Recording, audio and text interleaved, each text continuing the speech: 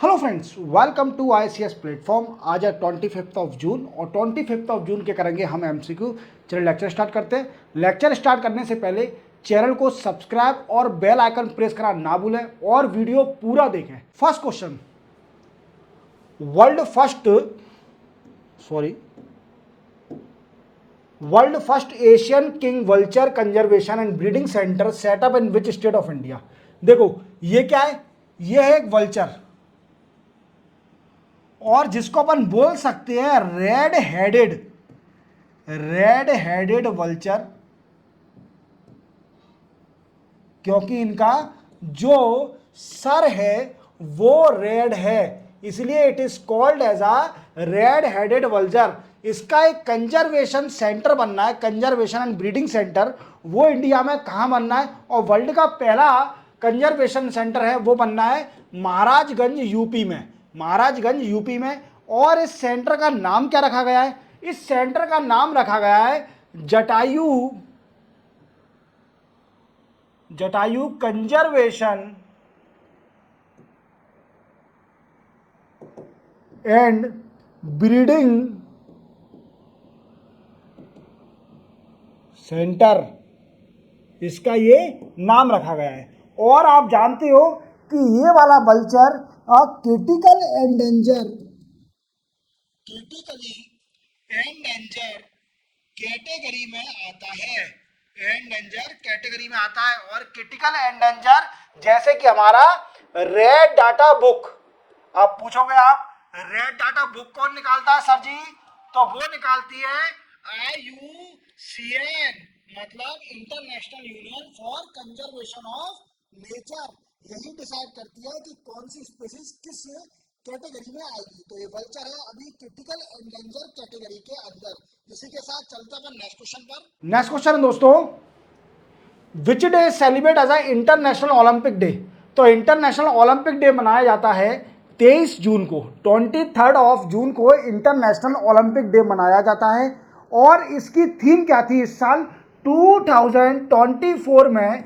इसकी थीम थी दोस्तों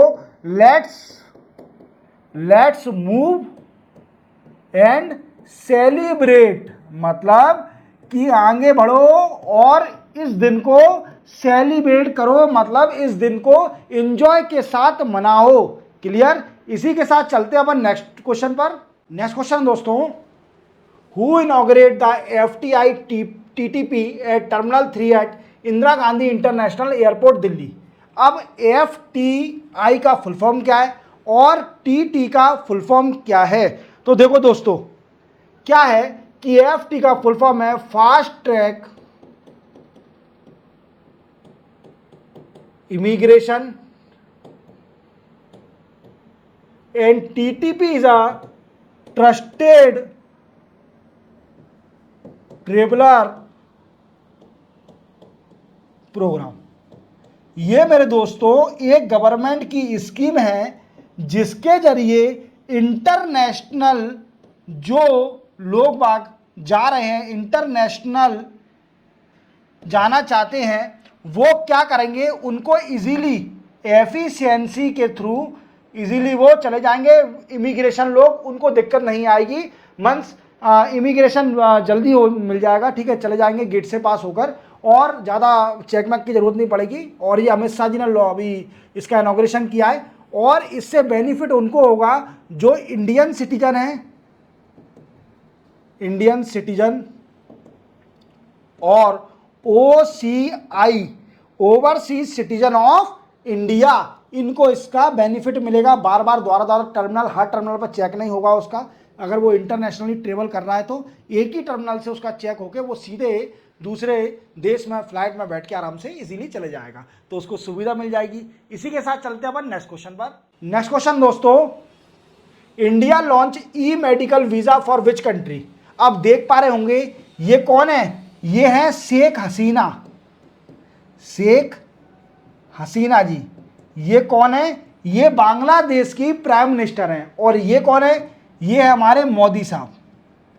जब मोदी साहब ने शपथ ली थी, मींस ओथ सेरेमनी में कई सारी नाइबर कंट्री को बुलाया था, जिसमें से एक बांग्लादेश भी आई थी। बांग्लादेश की प्राइम मिनिस्टर शेख हसीना जी भी आई थी।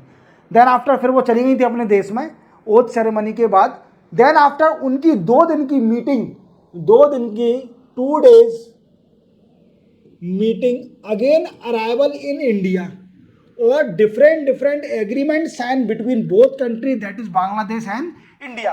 One agreement that is provided e medical visa. India Bangladesh सिटीजनों को ई मेडिकल वीजा देगी। इसमें क्या बेनिफिट मिलेगा कि जो बांग्लादेश के सिटीजन हैं, कौन है दोस्तों, बांग्लादेश के जो सिटीजन हैं उनको ये बेनिफिट मिल जाएगा कि वो इंडिया में आकर अपना इलाज करा सकते हैं, इंडिया में आके हेल्थ सर्विस वो ले सकते हैं। समझ रहे हो, आप जान रहे हो इंडिया की हेल्थ इंफ्रास्ट्रक्चर अच्छा है। अगर कंपेयर किया जाए बांग्लादेश से तो हमारे इंडिया का हेल्थ इंफ्रास्ट्रक्चर काफ़ी अच्छा है, मतलब अच्छा नहीं बहुत ही अच्छा है बांग्लादेश से। और बांग्लादेश के सिटीजनों को अगर हेल्थ प्रॉब्लम होती है तो इंडिया उनको ई वीज़ा, ई मेडिकल वीज़ा देगी, इलेक्ट्रॉनिक मेडिकल वीज़ा, वो यहाँ आकर इंडिया में अपना इलाज करा सकते हैं। इसी के साथ चलते हैं अपन नेक्स्ट न्यूज़ पर। नेक्स्ट क्वेश्चन है दोस्तों, which Olympic medallist was suspended by NADA. NADA क्या है, National Anti Doping Agency, doping agency. अब इसका काम क्या होता है दोस्तों, इसका काम होता है to check the sports player in term of drugs.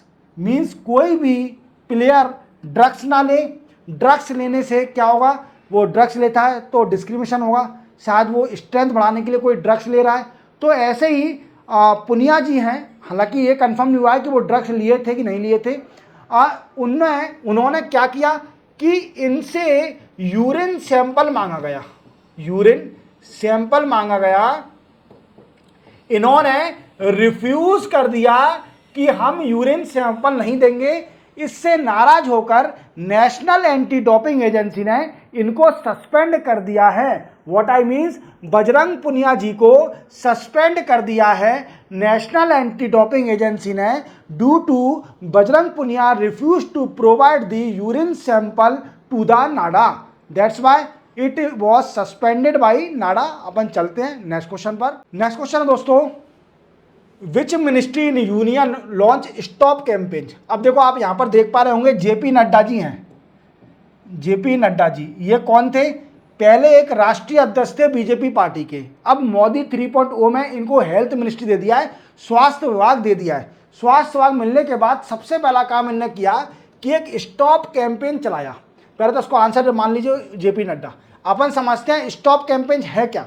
तो देखो स्टॉप कैंपेन क्या है, एक डायरिया बीमारी होती है, क्या होती है, डायरिया बीमारी होती है जो कि बच्चों में सबसे ज़्यादा होती है, जो कि अंडर 5 ईयर के बच्चे होते हैं उनमें डायरिया की बीमारी बहुत होती है। और दोस्तों इसके सिम्टोम क्या हैं, सबसे मेन बात सिम्टोम, तो आप जानते हो कि बच्चों को लूज मोशन होते हैं, वॉमिटिंग होती है, फीवर होता है, ये सारे सिम्टोम हैं इसके डायरिया के। अब इसको कंट्रोल करने के लिए जेपी नड्डा जो कि हेल्थ मिनिस्टर है उनने कैंपेन चलाया है जिसका नाम है stop campaign zero diarrhoea target achieve करने के लिए।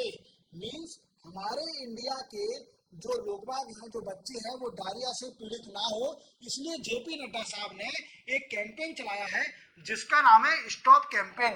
इसी के साथ चलते हैं अपन नेक्स्ट क्वेश्चन पर। नेक्स्ट क्वेश्चन दोस्तों, government of India extend how many day of maternity leave to surrogacy mother.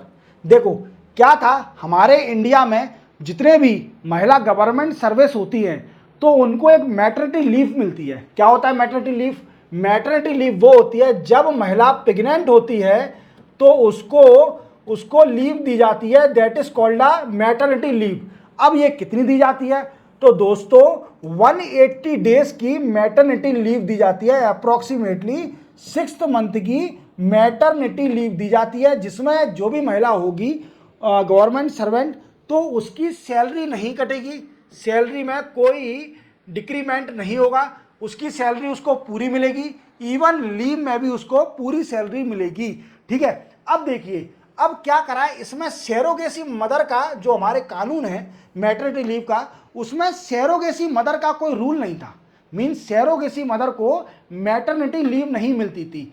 अब अभी रिसेंटली गवर्नमेंट ऑफ इंडिया ने मैटरनिटी लीव को एक्सटेंड कर दिया है टू द सैरोगेसी मदर। अब कितनी डेज की मिलती है मैटरनिटी लीव? तो 180 डेज की सैरोगेसी मदर को भी 180 डेज की मैटरनिटी लीव मिलेगी। इसी के साथ चलते हैं अपन नेक्स्ट क्वेश्चन पर। नेक्स्ट क्वेश्चन दोस्तों, which city in India become a first city of literature by UNESCO? UNESCO ने इंडिया की सबसे पहली सिटी है जिसको सिटी ऑफ लिटरेचर घोषित किया है, तो वो है मेरे दोस्तों, आप देख पा रहे होंगे, I love Kozhikode. I love Kozhikode ये बन गई है सिटी ऑफ लिटरेचर। याद रखोगे, तो इंडिया की सबसे पहली सिटी है जो सिटी ऑफ लिटरेचर बनी है, कोझिकोडे। याद रखोगे। इसी के साथ चलते हैं अपन नेक्स्ट क्वेश्चन पर। नेक्स्ट क्वेश्चन दोस्तों, which state government unveiled maritime history book gateway to the sea? देखो ये किसने, तो ये महाराष्ट्र के गवर्नर थे, गवर्नर जिनका नाम है रमेश बेस। ये इन्होंने एक बुक को इनॉग्रेट किया है, मींस इन्होंने अनवील्ड किया है, जिसका नाम है maritime history book of gateway to the sea. अब इस बुक के अंदर क्या है, तो इसमें जो भी एशियंट हिस्ट्री के पोर्ट्स हैं और अभी एट प्रेजेंट मॉडर्न पोर्ट उनके बारे में उनकी पूरी हिस्ट्री दी हुई है इस बुक के अंदर। समझ रहे हो? आपको अगर जानना है कि हमारे इंडिया में एशियन टाइम में कौन से पोर्ट थे और राइट नाउ अभी कौन से पोर्ट हैं, तो आपको इस बुक को पढ़ना पड़ेगा, जिसका इनॉग्रेशन या फिर अनवील्ड, जिसका मीन्स व्हाट वी से दैट्स हिंदी मुझे आ नहीं रही है, अनवील्ड करा है, तो वो है रमेश बेस। ठीक है, चलते हैं अपन नेक्स्ट क्वेश्चन पर। नेक्स्ट क्वेश्चन दोस्तों, recently chief of which organisation got the extension of 1 year by cabinet committee on appointment? देखो कैबिनेट कमेटी ऑन अपॉइंटमेंट ने 1 साल का एक्सटेंशन दे दिया है किसी चीफ को। आप देख पा रहे होंगे जो इंटेलिजेंस ब्यूरो है, इंटेलिजेंस ब्यूरो के जो चीफ हैं उनको 1 साल का एक्सटेंशन मिल गया है। अब वो 2025 में रिटायर होंगे। क्लियर? इसी के साथ चलते हैं अपन नेक्स्ट क्वेश्चन पर। नेक्स्ट क्वेश्चन है दोस्तों, which city has been recognised as the world craft city by world craft council of UNESCO? देखो वर्ल्ड क्राफ्ट सिटी सबसे पहली जो मतलब इंडिया की चौथी है, फोर्थ सिटी, वो कौन बनी है? वो बनी है शायद श्रीनगर बनी है। और पहली और दूसरी और तीसरी कौन है? तो पहली है जयपुर, दूसरी है मैसूर और तीसरी है ममलापुरम। अब सुनो मेरी बात, अब ये 4 सिटी तो बन गई हैं, ठीक है। अब इनमें ऐसा क्या मिलता है, इस श्रीनगर में ऐसा क्या मिलता है कि इसको क्राफ्ट सिटी का दर्जा दिया गया यूनेस्को के द्वारा? तो देखो आपने कई बार सुना होगा, आपके दोस्त या फैमिली में कई लोग श्रीनगर जाते होंगे, तो श्रीनगर में कई बार कहते होंगे कि वहाँ पर एक शॉल बहुत चलती है। क्या चलती है? शॉल, जिसका नाम है पश्चिमा शॉल। और ये शॉल बहुत अच्छी होती है। तो कुछ क्राफ्ट यहाँ पर अच्छे मिलते हैं, जैसे यहाँ पर मिलता है एक वुडन क्राफ्ट, वो भी बड़ा फेमस है, ठीक है। वुडन क्राफ्ट मिलता है, तो आप याद रखना वॉलनट वुडन क्राफ्ट मिलता है, और इसलिए फेमस है। क्राफ्ट मतलब हैंडीक्राफ्ट और अच्छे जो भी होते हैं वो अच्छा काम करते हैं यहाँ पर। इसी के साथ चलते हैं अपन नेक्स्ट क्वेश्चन पर।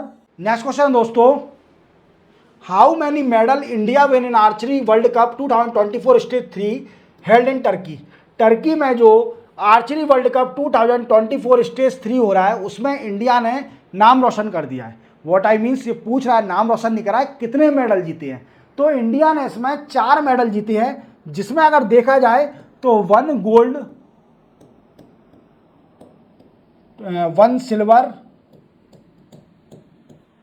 एंड 2 ब्रॉन्ज मेडल जीते हैं, और टोटल देखा जाए तो 4 मेडल इसमें इंडिया ने जीते हैं। इसी के साथ 25 जून के करंट अफेयर के एमसीक्यू कंप्लीट होते हैं। मिलते हैं हम कल 26 के जून के करंट अफेयर एमसीक्यू के साथ। चैनल को सब्सक्राइब और बेल आइकन प्रेस करना ना भूलें। मिलते हैं कल, तब तक के लिए जय हिंद।